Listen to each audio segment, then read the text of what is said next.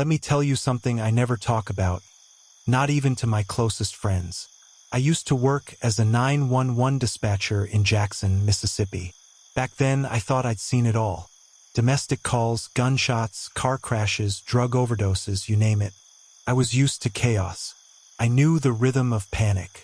But nothing prepared me for the night we got that call. It was around 3:17 a.m. My shift was dragging. Coffee had gone cold. The other dispatchers were quiet, just zoning out or half-dozing. That's when the line lit up, line 7. That line hadn't rung in over 6 years. I answered the way I always do. 911, what's your emergency? Static. Just static. I almost hung up. Figured it was a prank, or maybe a storm interference. But then I heard it. A voice. Weak, cracked, male. He said, "Please, help me." Just that. Nothing else. Then more static. My skin went cold. I pressed the trace button, thinking maybe it was a landline, and when the info popped up on my screen, I felt my heart stop. The call came from a place called Old Mercy Hospital. Now, that place, it's infamous around here. Shut down in the late 90s. It's out in the rural edge of the county. Half the building collapsed, overgrown, been vandalized 100 times. But it hasn't had power or a working phone line for years. I double-checked. The system doesn't lie. It was that hospital. I called it in. 2 officers, Ronnie and Darnell, were the closest, about 10 minutes out. I told them it was probably squatters, maybe someone hurt, but the whole thing felt wrong. Before they got there, the line stayed open. I didn't dare hang up. I kept listening, and I swear to God, through the static, I heard something else. Not the man. Something breathing. Slow. Right against the receiver. Like it was listening too. Ronnie radioed in as they pulled up. "Dispatch, we're outside Old Mercy now. Place looks dead. No signs of break-in." I told them to be careful, that the line was still live. That's when the voice came back. Just for a second. "Tell them not to go downstairs." It was almost a whisper, but the fear in that voice, it was real. Like someone who'd been trapped in darkness for a long, long time. I repeated that to Ronnie. He laughed it off, said, "Ain't no basement in this place worth worrying about." They went in. I listened. Their body cams were live too, we could see them walking in. Paint peeling off the walls, graffiti everywhere. Broken gurneys. Everything rusted and filthy. Looked like a horror movie set. But I knew it was real. Then, they found the nurse's station. And what do you think was sitting there? A landline phone. Off the hook. But the line was dead. Not even a dial tone. Ronnie picked it up, looked at Darnell. "This is it. Line's cold as hell, man." That's when Darnell spotted something. Behind the station, tucked into a wall, was a stairwell going down. I watched through the feed as they started descending. That's when I heard it again. The breathing only faster now. Shaky. Like whatever it was getting excited. I don't know what came over me, but I yelled into the mic, "Ronnie, don't go down there." But it was too late. They were already at the bottom. The feed glitched once, just for a second, and when it came back, the hallway below was off. I don't even know how to describe it. The walls were wet, covered in something black, and there was this noise like humming, but not human. The camera shook. Ronnie was whispering, "This place wasn't here before. None of this is on the blueprints." Couldn't look away. There were rooms down there, glass doors, old operating rooms, but they weren't empty. Inside one of them, behind smeared, bloody glass, stood a man in a hospital gown, pale, barefoot, head tilted slightly, just watching them. Ronnie moved closer. "Sir, we're here to help you. Are you injured?" The man didn't move, but he spoke. I heard it through the body cam's mic. He said, "You heard me. Why didn't you stop them?" Ronnie froze. He looked at Darnell. What the hell is he talking about? Then the lights, those flickering, barely working bulbs, went out. The hallway plunged into darkness. They started running, back up the stairs. That's when everything went to hell. The camera glitched again, and when it came back, it was just static. Nothing but static. We lost them. Radio silence. I tried calling, screaming through the mic. Nothing. 5 minutes passed, then 10. Then I got another call. Same line. Line 7. I picked up, hand shaking. Hello? Who is this? Same voice. Same static. Too late. Then the line went dead. Backup was sent in. SWAT even. They cleared the whole place. They found the nurse's station. The phone was still there, ripped completely from the wall, like someone yanked the cord clean out decades ago. But no sign of Ronnie or Darnell. No sign of the basement either. That's what haunts me. The stairwell they found, it wasn't there anymore. Just a solid wall. They reviewed the body cam footage, but all of it after the first floor was static. Corrupted. Official reports said the officers went missing during an unauthorized exploration. But everyone in the dispatch room that night, we know what we saw, what we heard. A week later, I got a voicemail. Blocked number. It was a man whispering, "I told you not to send them down." I left my job the next day. Moved out of Mississippi. Couldn't sleep. I still can't. Some nights, I get calls. Always around 3:17 a.m. Always from a restricted number.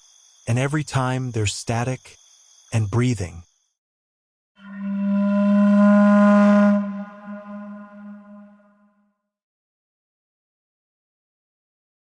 My name's Leon. I'm from Krakow, Poland. Lived here my whole life. I'm a graphic designer by profession, but graffiti was always my side hustle. Spray cans, tunnels, train yards. I grew up tagging walls with friends, watching our stuff get buffed, then coming back the next night to make it louder. That was our language. This happened in 2020, right after lockdown. The city was quiet, empty in a way that felt wrong. Everything felt forgotten, including the places we used to tag. That's when I heard about this abandoned train yard outside Nawahuda. A few younger artists said it was untouched, like a hidden graveyard of metal and concrete. Sounded perfect. Me, Merrick, and Stasik took a tram, then walked 20 minutes past the last industrial stop. Rusted fences, crumbled platforms, tracks eaten by weeds. The train yard was dead quiet. There were maybe 5 train cars, all rotting in place. We made our way through the usual metal sheds, broken station buildings, until we found the tunnel. It wasn't marked on any of our maps. Half collapsed, narrow, but the walls were perfect. A long curve, clean canvas, untouched by any tags. Except, one side already had art. We figured someone beat us to it. No big deal. But when we got closer, Merrick just froze. "It's dated." "What?" He pointed. In the corner of the graffiti, scribbled neatly, 17 Cherika 2020. June 17th, 2020. That was today. But we had been the only ones out there. We stood there staring at the wall. The graffiti wasn't messy. It wasn't rushed. It was detailed. A full portrait. A man's face, sad, drawn, eyes looking down. Gray hair, dark circles under the eyes. At the bottom, 3 red lines that looked like scratches. It was haunting, beautiful in a weird, broken way. We thought maybe someone had done it early morning, or maybe even the day before. We sprayed a few pieces next to it and left before it got too dark. Next day, Merrick messages me at 7 a.m. "Bro, you need to go back. Now." I thought he was joking, but he wasn't. He sent me a photo of the tunnel wall. The graffiti had changed. New face, new date, June 18th. Same corner of the wall. The face was a woman this time. Mid-30s, long black hair, eyes wide like she'd seen something horrible. Underneath, it said ONA by PRWSA. She was first. I had chills. Merrick swore he didn't do it. Stasik too. And none of us had gone back that night. We returned that afternoon. And sure enough, the new graffiti was real. Same spot. The man's portrait? Gone. Painted over like it had never been there. That night, I checked local news out of paranoia. A man named Anthony Block, age 58, had died suddenly at home the day before.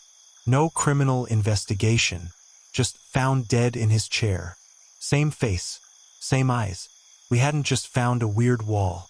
We'd found something else entirely. Every night for the next 5 days, the wall changed. June 19th. Another face. Young guy this time, maybe 18, 19. Pierced eyebrow, buzzed head. Looked angry. Blood dripping from his ears in the painting. News the next day. Fatal overdose. Same district. Same face. It was like the tunnel knew. The images weren't just art anymore.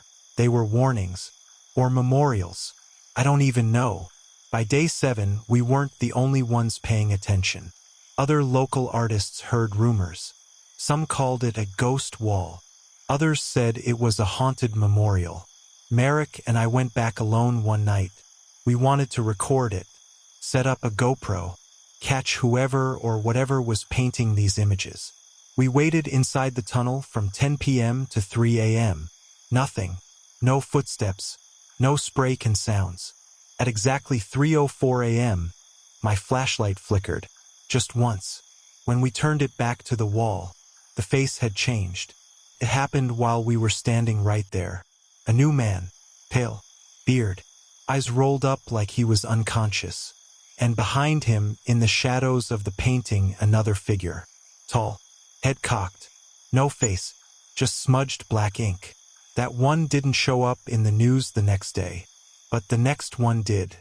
That night, June 22nd, the wall showed an old woman, a shut, holding a candle in her hand. Behind her, painted in dark red, were windows, like an apartment building. Her lips had a faint smile. Next day, my mom called me. Her friend's neighbor, Pani Demska, had passed in her sleep. Natural causes.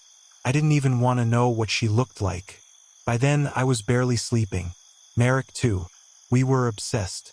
We started documenting the wall daily. We took photos, videos, tried chalk lines, tags, secret markers. Nothing stayed. The wall always wiped clean by the time a new face appeared. Then June 24th came. We got to the tunnel early that day, around 6 a.m. Still mist in the air, and my heart dropped, because the wall had a new face, and it was Stasek. Same messy hair, his chipped tooth, but the version on the wall looked terrified, like he'd seen death itself. We called him immediately. No answer. We ran to his flat. Door locked. Rang his neighbors. Eventually, the cops came. They found him inside. No visible wounds. Just cold. Gone. They said heart failure. He was 26. After Stasek's death, I stopped going. I deleted photos, threw away my sketch pads, blocked numbers. I didn't want anything to do with it anymore, but I couldn't sleep, because every night I saw that wall in my dreams. Faces I didn't recognize, some screaming, some smiling, and always that shadowy figure in the background, closer each time. 3 weeks later, Merrick showed up at my door, pale, shaking. He hadn't slept either. He just said, "It's me. I saw it. My face is next." We drove to the tunnel together, just before sunset. We didn't speak. When we got there, I stayed outside. Couldn't look. Merrick went in, took one photo, came back out, white as snow. He showed me the screen. It was him, but not how he looked now. Older, like something had drained him. Skin tight, eyes blank, his mouth open in a scream. He died 2 days later. Car crash. No drugs. No alcohol. No skid marks. Just gone. And now, here's the part that makes me wonder if I'll be next. I saw the wall again yesterday. Online. A tourist page. Someone posted a photo. Said they found creepy art in a tunnel while exploring. The date on the wall? Tomorrow. The face? It was mine.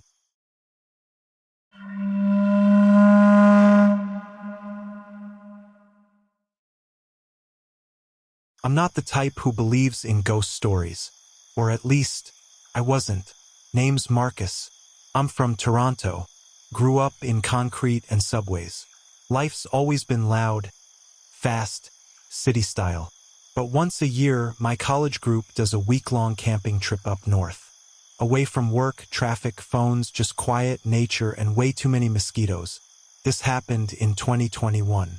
There were 4 of us that trip: me, my best friend Jay, his cousin Aaron, and Emma, a girl Jay was dating.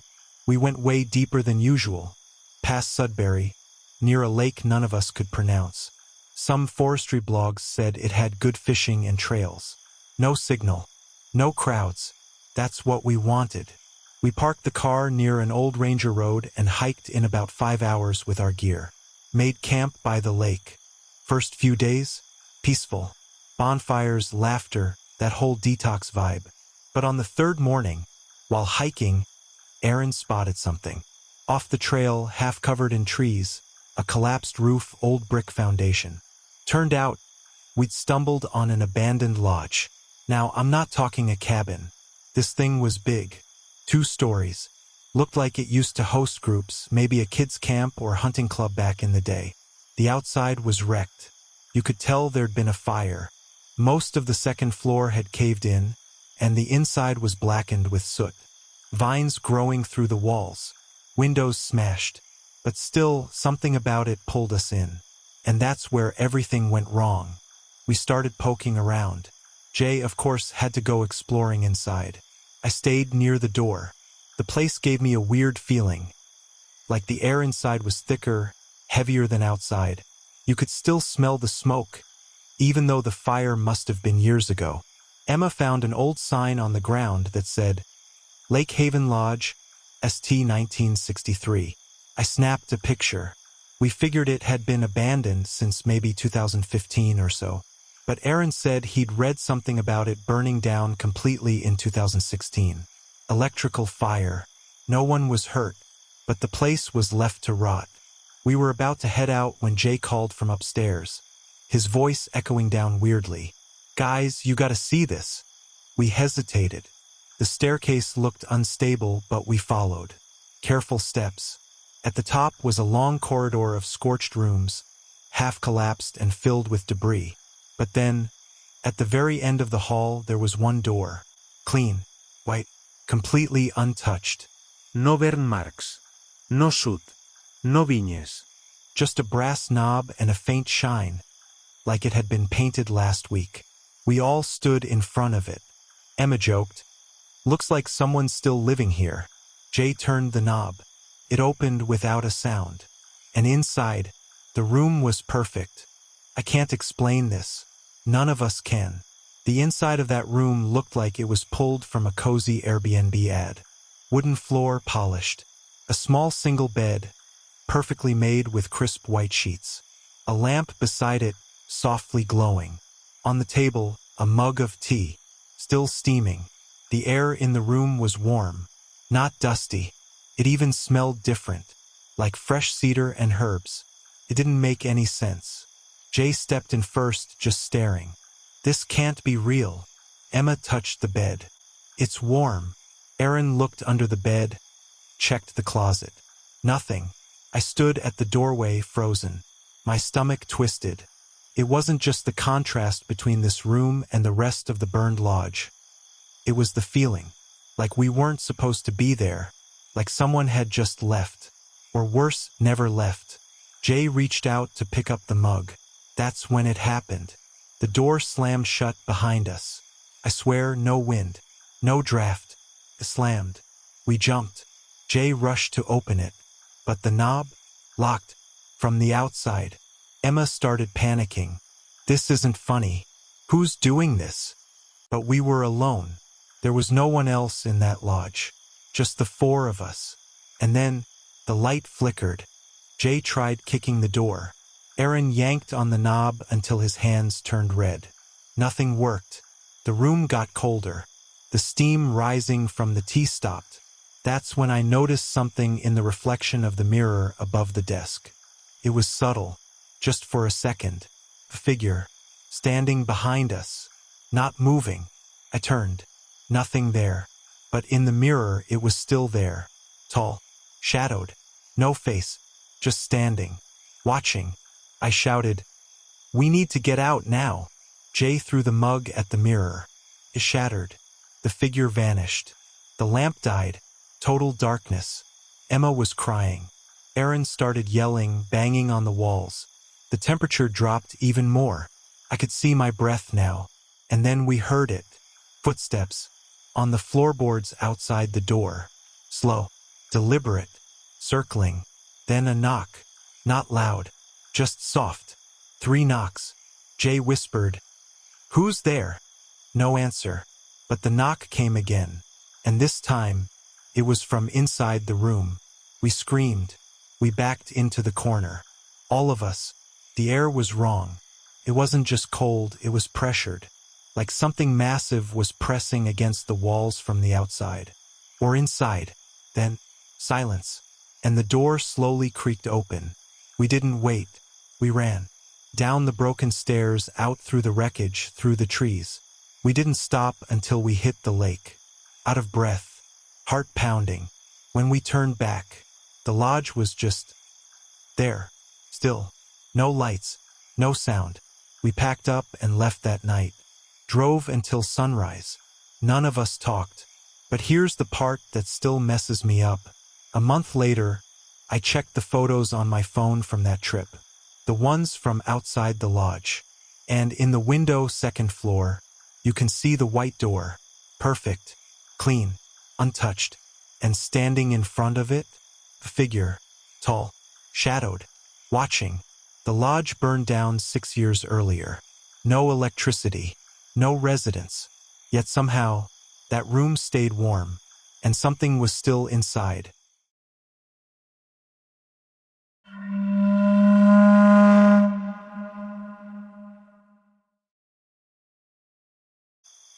You ever lose someone and feel like the world just never fully comes back after that? That's what happened to me in 2018. My younger brother, Sam, went missing in West Virginia. Yeah, we're from the city, born and raised in Pittsburgh, but Sam had this weird love for abandoned places. Old factories, ghost towns, hospitals. He said there was truth in decay. I always thought it was creepy as hell, but he was stubborn. Always had that GoPro strapped to his chest, trying to become some kind of urban explorer influencer. He didn't care how remote or ruined the place was, he'd go. Alone. The last place he visited was this old paper mill just outside of Pine Creek, West Virginia. Shut down in the 70s after some chemical fire. Locals say the whole site's cursed. Government fenced it off, but of course that just made it more attractive to someone like Sam. He texted me the night before, "Hitting the Pine Creek Mill in the morning. Place is rotting but safe. Might get some sick shots."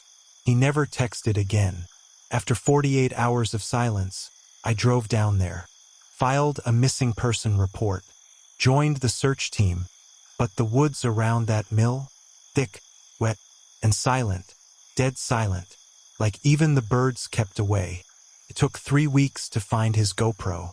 Some local kid spotted it half buried under moss by a rusted-out pipe, about 500 feet from the mill entrance. The SD card was still intact. I thought it might give us closure, but what I saw on that footage, no one should ever see. I plugged the GoPro into my laptop the moment I got home. My hands were shaking. I was hoping to see him laughing, doing his stupid intros, maybe tripping over something. I just wanted to see him again. And I did at first. He was walking along the tree line. You could see the mill in the distance, giant, rust-covered smokestacks, metal siding peeling like old skin. He panned the camera around like he always did, giving facts. Abandoned in 76, 2 workers died in the fire. No cleanup crew ever came. He laughed, but it sounded forced. He slipped through a gap in the fence, then into the building. Everything inside was covered in soot and wet grime. Machinery still sat where it was left, frozen in time. Conveyors, rollers, vats, all silent. You could hear every footstep echo for miles. And then, something changed. About 15 minutes in, he stopped talking. Just stopped. The breathing picked up. Fast. Uneasy. The camera angle got shaky, like his hands were trembling. He whispered something I couldn't hear, then turned the camera toward a rusted-out stairwell leading down. And then he said it, barely above a whisper. "Something's in here with me." The audio got strange after that. Static creeping in and out. No wind. No insects. No outside noise at all. He crept down the stairs slowly. It was pitch black, just the faint glow of his flashlight cutting through the dust. I could see the particles swirling in the air like ash. He passed what looked like a break room, then some kind of locker area. All destroyed. And then there was a noise, like dragging, metal on metal, off camera somewhere deeper in the dark. He froze. The flashlight started flickering. He whispered, "Nope, nope, I'm not alone," and turned back. But then, from the camera's right side, the figure moved. Quick, blurry, too fast to see clearly. But it was tall, wrong-shaped. He ran. And this wasn't Sam panicking for a video. He was terrified. The camera shook as he sprinted through the halls, banging into machinery. You could hear him crying, whimpering. At one point, he screamed, "I didn't mean to be here. I didn't mean it." But the worst part, the thing chasing him, it wasn't running. It was walking, but somehow keeping pace. The footage turned choppy, glitching, skipping frames like the battery was dying. But the audio stayed clear. Heavy breathing, footsteps, that dragging sound closer and closer. He tried to hide behind a stack of old crates, whispering, "It's not human. It's not human." That's when the camera picked up something horrifying. In the distance, through a crack in the crates, you see it. A figure, about 7 feet tall, thin, but hunched, covered in paper, soaked, moldy, like it was made from the very pulp the mill used. It just stood there, no face, just layers of wet, rotting pages twitching. Then it turned, like it sensed him, and Sam just lost it. He bolted, tried to climb a conveyor system, fell hard. The camera got knocked sideways. You could hear him screaming, "No, please," and then nothing, just the sound of wet paper dragging across concrete. The last frame, a shaky shot of the mill ceiling, and Sam whispering one last time, "Something's in here with me." Then black. That footage has never left my head. I don't care what the police report says, they ruled it an accident, said he probably got lost and fell into one of the lower shafts. But they never found his body, not even his backpack, just that GoPro. And the strangest thing, when I went back to try to find that exact stairwell from the footage, it wasn't there. No break room, no lower level. It was just solid concrete, like the building itself had changed. I brought the footage to a local archivist, someone who knows old maps and layouts of these places. He told me, dead serious, there was no basement. This place was single level. Always was. That night, I went back to my hotel and found something under my door. Piece of paper. Wet, moldy, old. It had one sentence written in a black, smeared hand. "You shouldn't have watched."